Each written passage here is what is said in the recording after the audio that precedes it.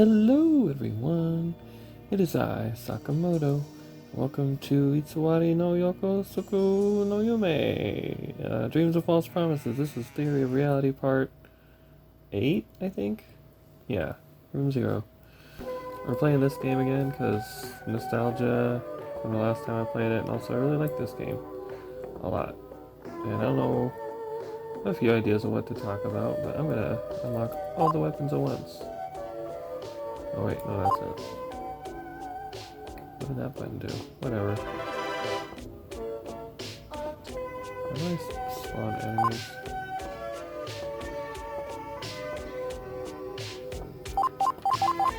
Aha!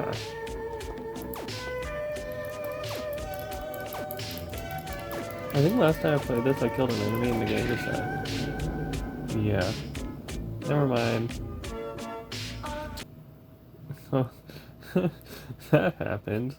Hold on, we'll get back to the game. Hold on, just give me a second here, right? Sorry, it just started and then okay.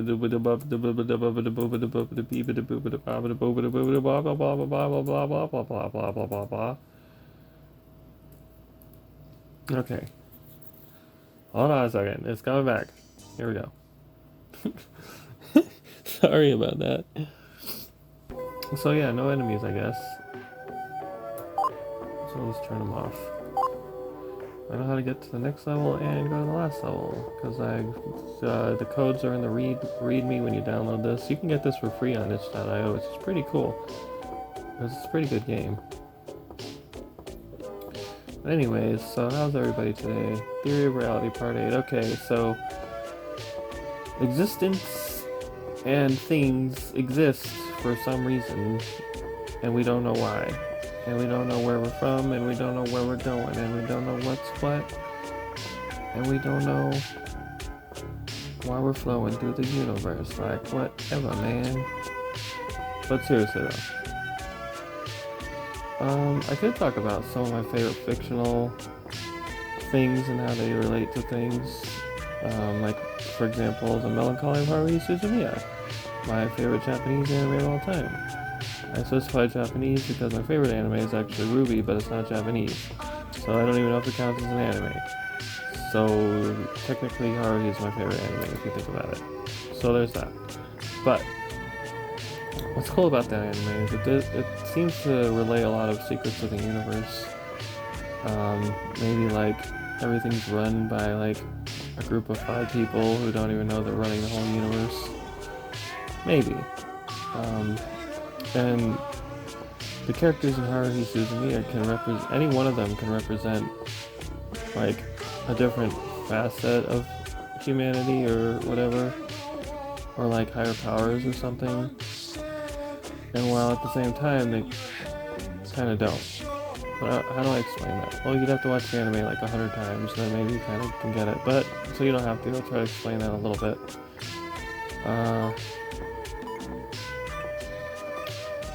So, let me think here. Well, that's cool. There's a giant black smoke thingy.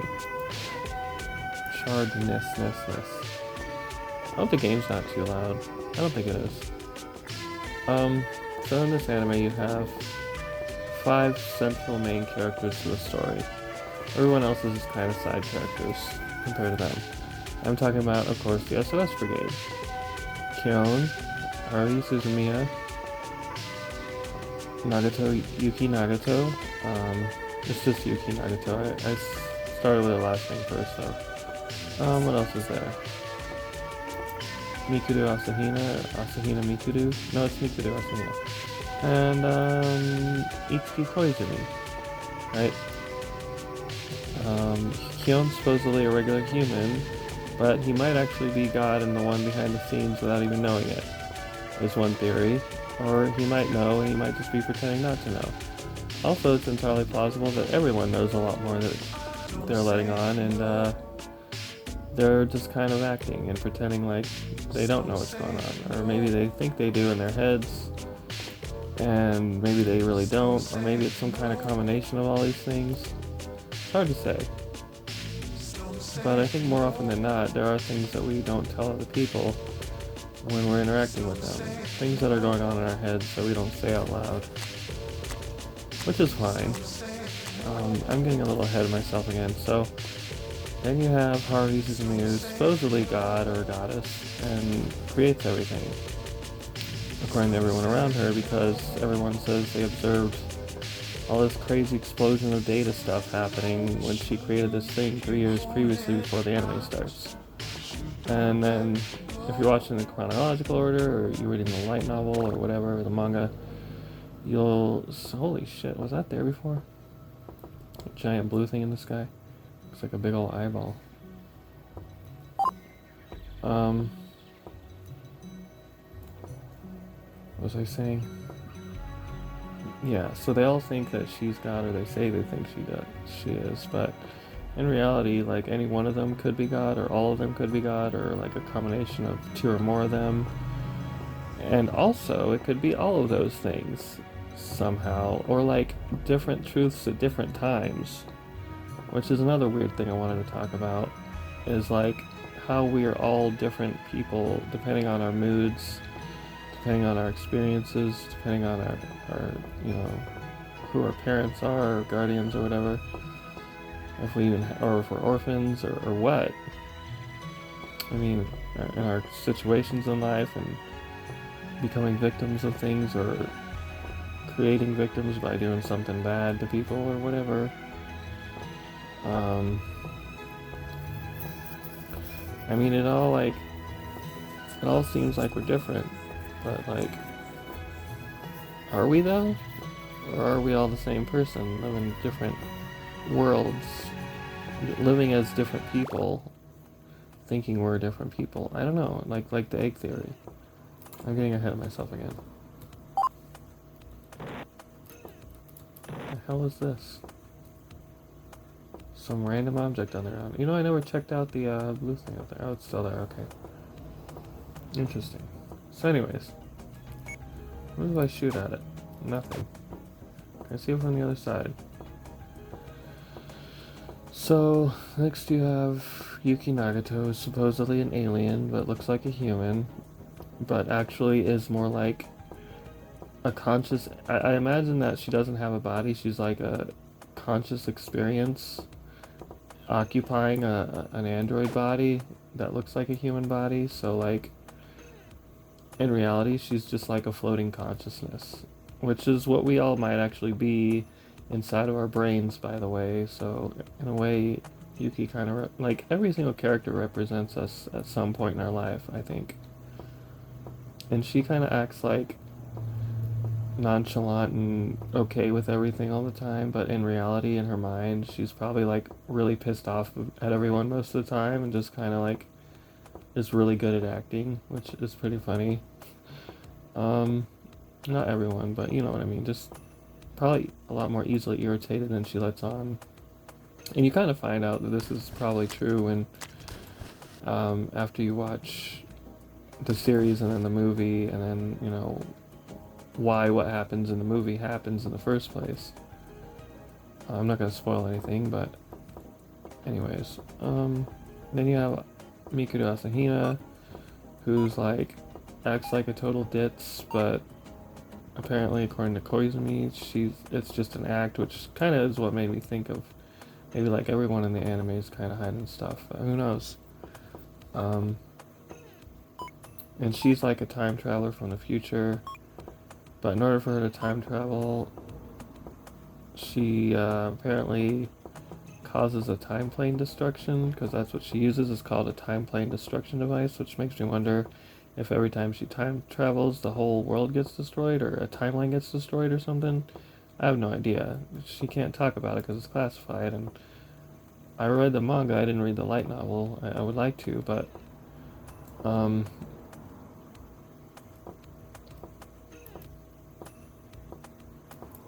who knows?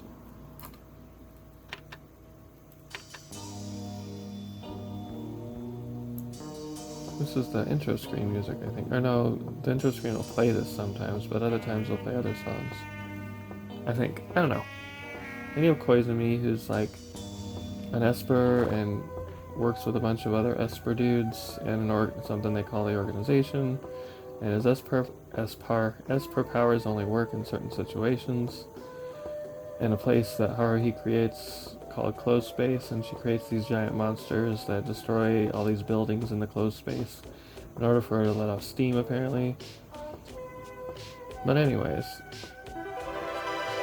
but yeah, it does look like, at the very least, Haruhi is probably God in the anime, because some of the things she does and some of the things that happen are directly caused by and related to her in some way or another. So I mean, it's hard to say when you look at like that evidence who's who.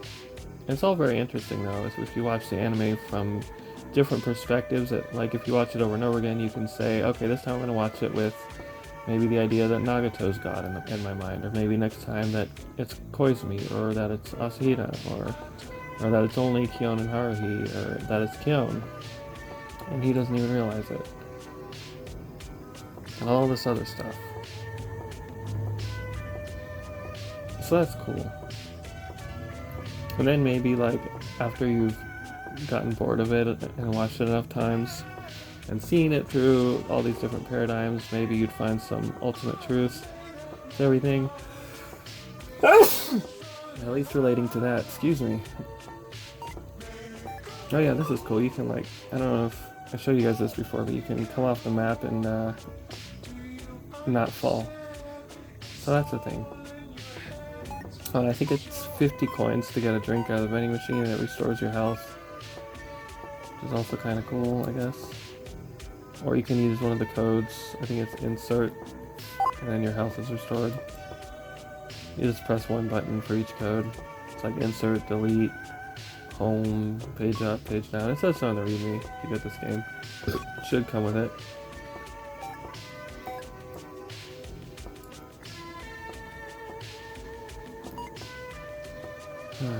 So in my last Theory of Reality episode, we talked about afterlife and death and a few other things, which was cool.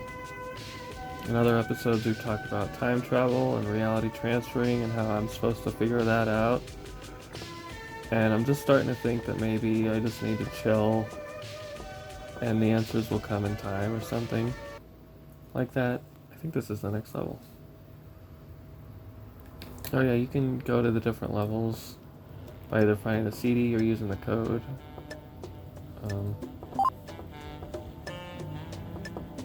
But yeah. What else have we talked about? We talked a little bit about some things. In episode 5, you can't really hear what I'm saying. In some parts, you may have to turn the volume up, I don't know. If you guys are having problems with it, I'll replay that game. Oh shit, am I like... I know how to restart the level, haha. Shit. Restarts with different colors every time. That's cool.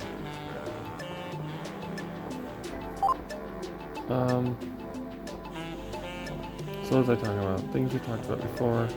Oh yeah, and that one, let me know if you guys are having trouble hearing what I'm saying. I'll just delete that one if I have to, and or something, I don't know.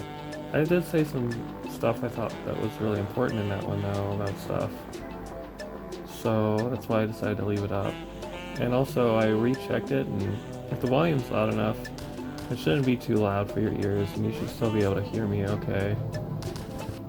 Even when there's like annoying music and stuff. Hopefully that's not as bad for this game. You can hear me fine and the music's not too loud or anything. Anyways. Oh, that's right. You have to go to the different multicolored eyeballs, and eventually one version of the level will have the CD.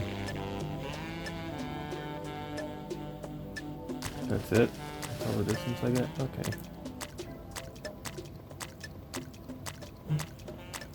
The hell was that? Well, let's just go to the eyeball.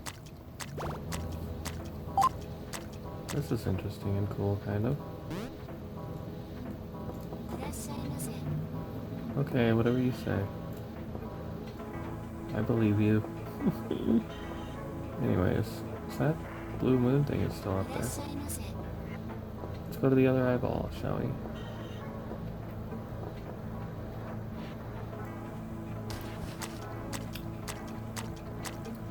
Another interesting thing to think about is how certain food items can be good or bad for you depending on certain things, and how a lot of the times some of the best food for you can be really bland or not taste very good, and a lot of the worst food for you like is super delicious.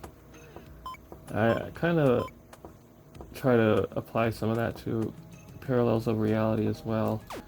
How there's like stronger advantages or disadvantages depending on different factors of things, and how like sometimes you gotta wait for stuff and it sucks, but the payoff's good, and sometimes things you don't have to wait for, but and you can have something instantly, but it's like it sucks that, you know, you can't have what you really want. And then other times what really sucks is like when you are waiting for something and then you wait for so long, by the time you get, this is my least favorite thing, is by the time you wait for something you've been wanting for a long time, it's like, how can I even enjoy this now? Like, everything sucked so bad before that it's just like, it leaves such a bad scar emotionally that I don't even know if I'll ever recover, kind of thing. And that kind of stuff really screws with me, because I'm like, man, I've had that kind of experience plenty of times in plenty of ways with plenty of things. And I gotta say, I don't know, like, when does the enjoyment of things start? When I just go and say, hey, I'm enjoying things now, cool, I'm happy. I'm just gonna spawn happiness for my brain by thinking about it. Okay, here we are, we're happy now. I mean, really? My happiness shouldn't have to depend exclusively on myself. I mean, my environment can at least meet me halfway there, I think. I think we can all agree with that. That it's like, it should be a team effort kind of thing between you and your surroundings. And simultaneously, we also have to figure out how to navigate reality and stuff too. And like go through the different daily obstacles we might face especially when traveling in a vehicle, but also like in other parts of our daily life. I mean, even taking something as simple as taking a shower or eating can kill you if you're not careful about chewing your food properly and not slipping on the floor of the bathroom, or like missing your medication or something. Like, all kinds of stuff you gotta watch out for every single day. I mean, the place I live in, my house, I have to like wash my hands like 100 times a day. Not because I have OCD, but because everything I touch in here, I either have to clean over and over again for one reason or another. Something touches the floor, I gotta pick it up. Basically, I'm got germs everywhere, mainly because of roaches, but most of them seem to be gone now, thankfully, luckily, by some magical miracle. And I think it has something to do with the fact that I opened a can of soda once, like a month ago, and I left it full, and like, I feel like most of the roaches went into it, cause yeah, and then, yeah, anyways, and now I haven't really seen hardly any of them lately, so that's cool. I may sacrifice another soda and do that again sometime soon. That's all I had to do. Like, I had them for so long, and then I did that, and then all of a sudden I'm not seeing them. I'm seeing them still, but like almost never now. It's pretty freaking rad, to be honest. But now I've got ants that be crawling on my sodas and stuff. But that's okay. They're a lot easier to deal with than roaches, and they're not scary. I'm really only scared of bugs that are like bigger than my pinky nail. They're actually bigger than my thumbnail, maybe. Because like bees and flies and mosquitoes, they don't bother me, but like wasps, they don't really bother me too much either. But the fact that they don't give a shit and they can sting you, and I've had wasp stings before. They really hurt, like 10 times more than a bee sting. And these are just regular wasps too. I can only imagine what it's like to get stung by one of the really dangerous wasps or bees that are like really big. Like, I think there was a whole bunch of murder hornets, that's what they were called at one point, fairly recently in the last few years. Or was that when there was COVID or whatever? I don't remember. I think it was. Like, it was 2020, but 2020 feels like it wasn't even that long ago, even though it was 4 years ago, which is also pretty crazy.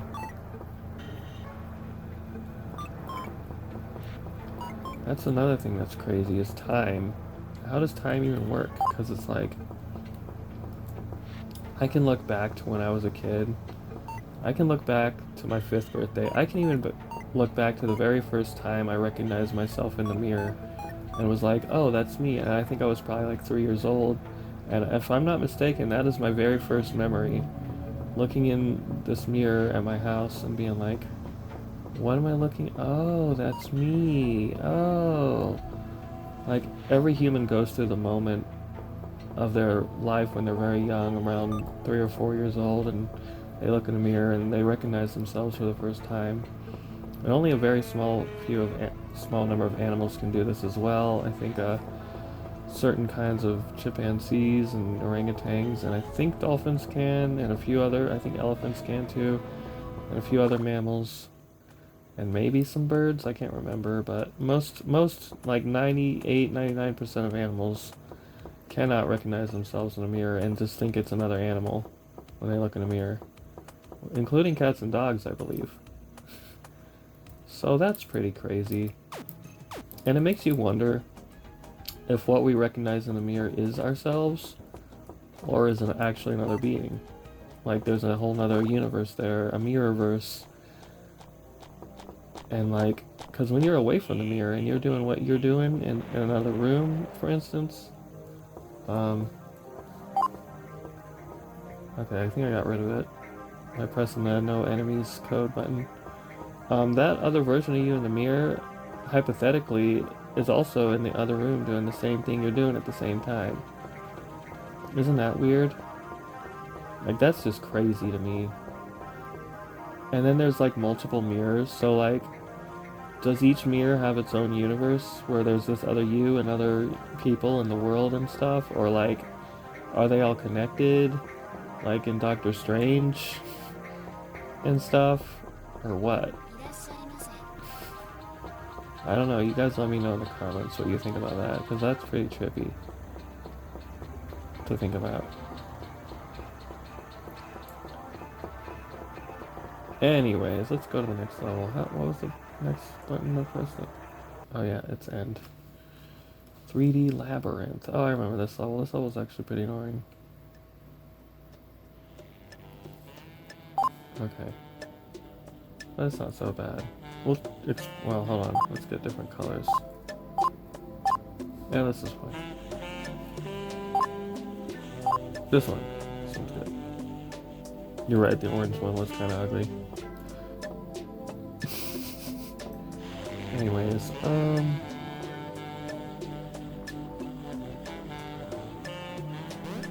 jumping and jumping around, rounding and jumping around. And since this is episode 8, let's talk about infinity a little bit. Infinity. What are ways that we can see infinity? Well, we can see it in our minds if we imagine it. But imagining it isn't enough, because we can only imagine it for a finite amount of time until we get distracted or by something else or think about something else. We can see it if we empty our minds through meditation and kind of like focus on it and the idea of it and think of an endless pathway or hallway or walkway or void or whatever stretching out in all directions.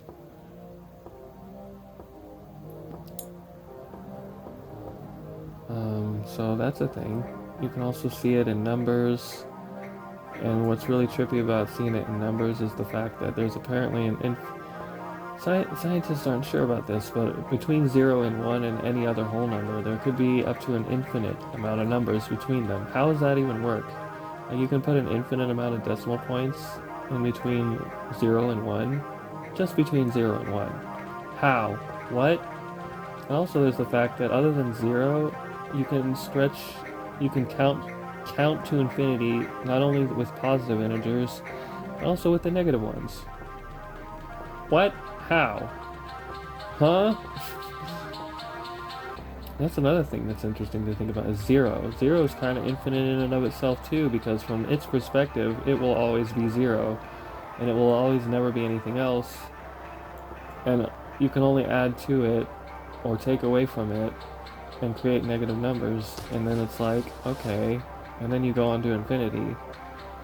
But then zero is also kind of infinity in a way, in and of itself, because it's so unique. And it's like it's like the most unique number, and it's also like the least unique number because it's zero, which means it's nothing, which means it doesn't exist or something like that. And you can kind of see consciousness as the number zero if you want to, like a floating void of a thing of like just kind of like looking out through the eyeballs and being like, oh, this is existence, if you want to think thoughts or say them out loud or whatever, if you have to, if you don't have um, a voice in your head or whatever that says the words out loud that you think. Or I don't know what it's like if you have aphantasia and that, because there's no way to visualize words in your brain, and there's no way for a voice to be saying them. Man, that really blows my mind too. I don't know how these people navigate the world without being able to tell themselves a story about it while they're navigating it. Like, kind of like, if I'm quiet and we're just this body that's floating around doing stuff, this is what it's kind of like to be them.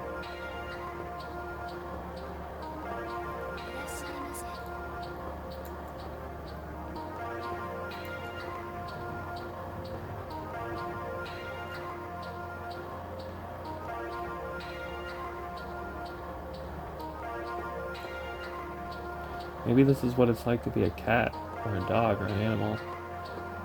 Just kind of running through things, going on instinct.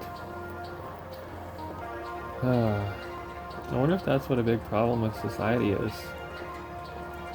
Everybody assuming that everybody's brain works the same when it doesn't, obviously. You know, it's at least 1/3 of the population, or maybe half, I can't remember, but there's a lot of people.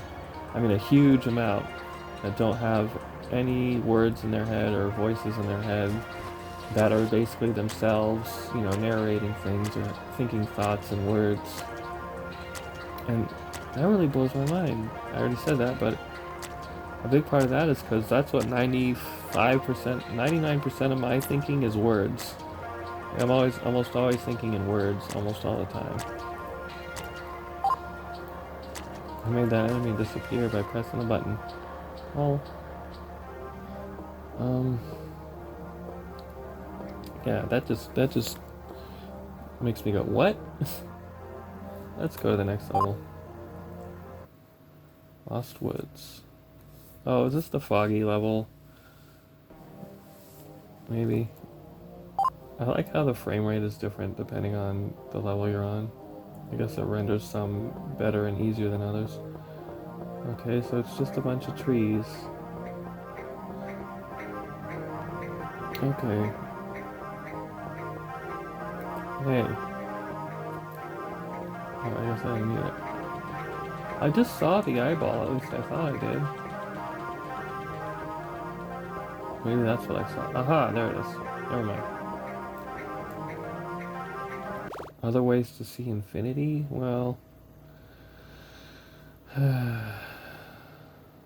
you can imagine it beyond the horizon. Mostly, infinity can really only exist as an idea in the mind. We can't really experience it through time because we're not going to live forever. Unless we are and don't even know it yet. Or unless we already have lived forever and don't realize it. That's another thing. If the universe is cyclical, then that means eternity stretches out both in front of us and behind us as the past. And everything that has already been being experienced now has already been experienced an infinite number of times. What? Yeah, I know, right? Reminds me of when I was a kid and I was in church, and I asked the pastor, some adult, and I was like, "Hey, man, what was the universe? where was God before the universe existed? Like, how did God begin? And they were like, oh, God never had a beginning. God always existed for eternity into the past. And I'm like, what? And I couldn't grasp the concept. I mean, I guess I can now, but if I look at everything like cyclically,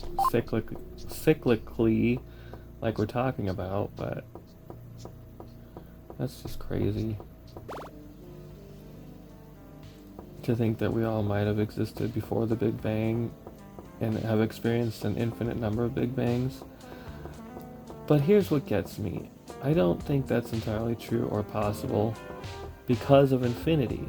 Because if infinity exists, then there's still an infinite amount of experience to have that haven't happened yet. So even if we existed eternally into the past, then that means that somehow we have not experienced everything that could be experienced, because infinity goes on forever. There's no end to it. I'm really gonna have to buckle down and figure this shit out. Anybody want to help? Like, you get what I'm saying though? Like, if we exist now in the present and we're having an experience at all, even if we had experience before it, why would we be experiencing it if it wasn't new? Does that make sense? Like, what would be the point? Maybe the point is that there is no point? Well, I doubt that. Yeah, exactly. Someone to rescue you.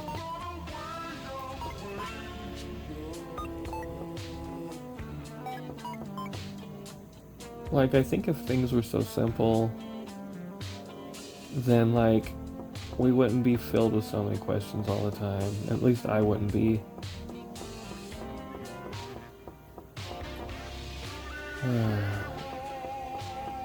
You know, technically, if you're a conscious being like me, then you technically know everything if you're like the only person that exists in the world, because like all knowledge is contained exclusively within your own mind and no one else's. I'm a solipsist, so I'm not sure, but I'm like a agnostic solipsist. I like the idea that there could be other minds, but I'm not sure, and I can never know. So yeah, there's that. So I just keep my mind open to the possibility that there could be, even if I might not ever actually know for sure that other people aren't or aren't zombies. I don't know. Philosophical zombies. It's the concept is that everyone around you might not actually be real. They might just be pretending to be real. I know that's a scary thought, but the opposite could also be true. So, yeah. Or like somehow both things could be true. Maybe they are philosophical zombies, but until like you experience these people directly with your own mind, they don't really exist. They're just kind of like particles in superposition outside of what you observe inside your brain when you observe reality. And then like when you see them, they wave function collapsed into a real person that you think you know in your real life while you're observing them. What's interesting about observing them though is even if they're near enough to you and you're not looking at them, you can still hear them when they talk to you, or when they're breathing, if they're breathing loudly or doing stuff or whatever.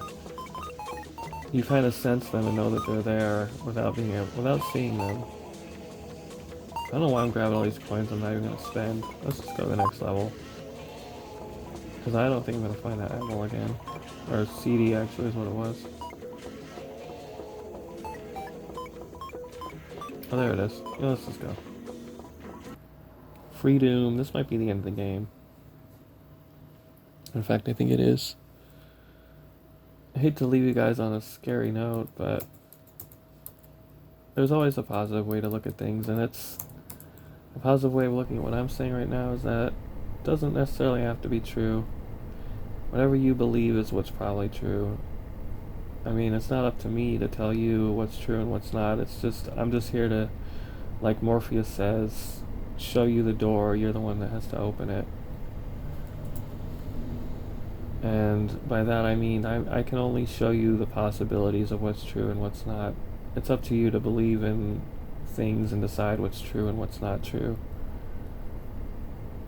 whether it's any of the things I say in this series or any of the things I have said, or whether I'm just some random bullshitter or some random guy or something else entirely or whatever.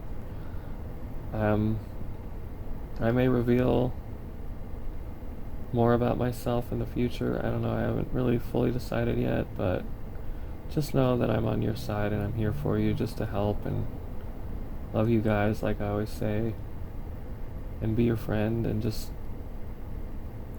help the world become a better place every day in every way that I can. Hopefully.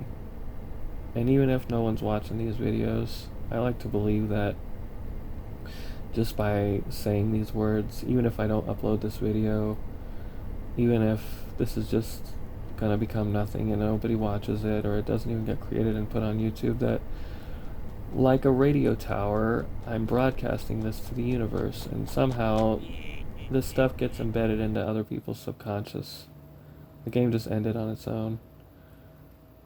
And I guess I'll leave you with that.